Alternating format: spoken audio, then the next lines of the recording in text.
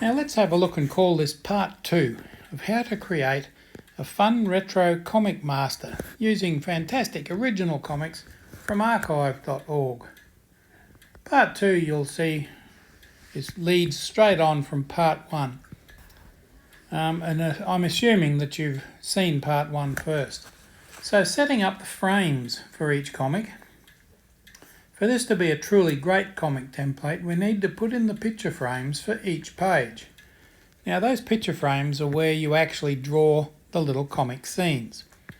Later on, when you're producing your own comics, you can mix and match these pages to suit your story. And you'll see I've got some guides showing there just to the right of that page. They're fairly small, but don't worry, I'll give you the measurements shortly. The first thing to do, we have to go back to the Master A page and make a few changes. Nothing drastic. Set all margins to 0.26 inches. Set two vertical guides at 0.26 and 6.37 inches, and set two horizontal guides to 0.26 and 9.98. Go to page 1, right click and apply master and apply it to all the pages. Now you can see in there that I've got the margins showing and the guides. They're pretty much the same. There's a reason for this and we'll come to this much later. Now go back to Master A page if you've moved off it. Drag out guides to the same measurements. Now margins don't overlap to the edge and show up in the rulers, but guides do, and that's very handy to have, as you will see. Now, still on Master Page A, go to View, Guides Manager, and just check that everything's in the right place. You've got the guides in the right place, and everything else is okay.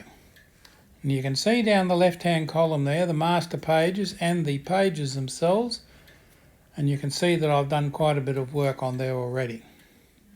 So collapse the master page panel and select page 1 from the list. And you can see I have picture frames now in place covering the entire page.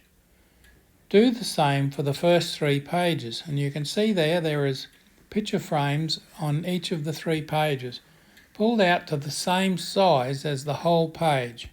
And I've got the comic page image turned on just there. And you can see the picture frames there overlaying that. The first 3 picture frames are in place. Hide the images on the pages so you can see the picture frames clearly. Now make sure the dimensions are absolutely correct in the transform panel. And if they're incorrect, you can change them up there and reset them, both X and Y and W and H. The cover image is unchecked. And that's so you can see the picture frame markers and the guides and the margins. Now you don't really use the margins in this, but they're there to give you an idea of where things lay on the page.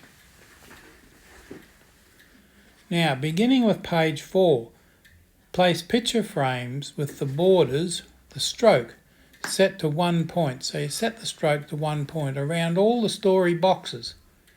Untick the images to check the placement. It won't be absolutely accurate registration with the comic.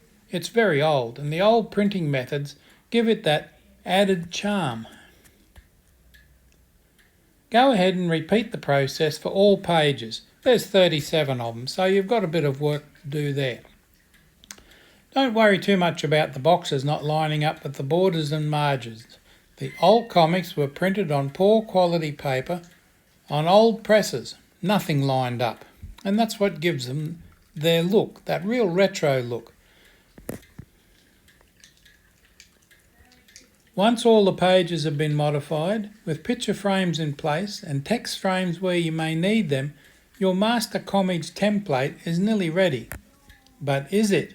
Now this is set to the sizes, the 6x11 that we began with. The standard dimensions for a comic book is 6.58 inches in width by 10¼ inches high. So not quite 11 inches, but we've got ours set to that anyway. Though there is no law that says you can't vary from that somewhat, and they often do.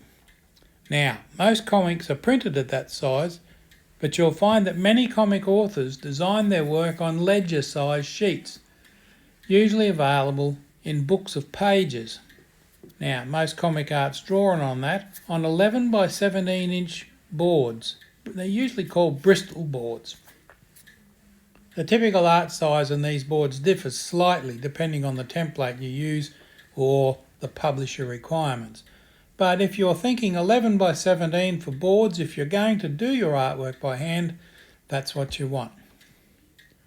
With the 11 by 17 vellum Bristol boards in mind as our primary artboard, let's look at that option as well. So we can do the original art at the size that these comics scan in at. Not really ideal for obvious reasons, but you can see your digital versions you have just created, or you can set the pages to 11 by 17 and use that as a guide. So first, create a duplicate project. Don't use the one we've been working on. So just go back and duplicate it so that you're working on version 2 if you like. Save as and put version 2 at the end of it. Or as I did, put 11 by 17 at the end of it. Now, go to the master page and set your set the document size to 11 by 17 in document setup. On the duplicate project, set the document sizes to 11 by 17 and in the master page. When you save it, all pages are updated and you can see the old frames and guides are still in place, but of course they're all in the wrong place. Master page guides adjusted for the 11 by 17 ledger size boards. There we go. Now we can go through and adjust the rest, all the other pages. It's a slow step process. Adjust the first 3 picture frames. Easy. Check the sizes are correct. Switch on the comics page and adjust its size to suit the new drawing size of 11 by 17.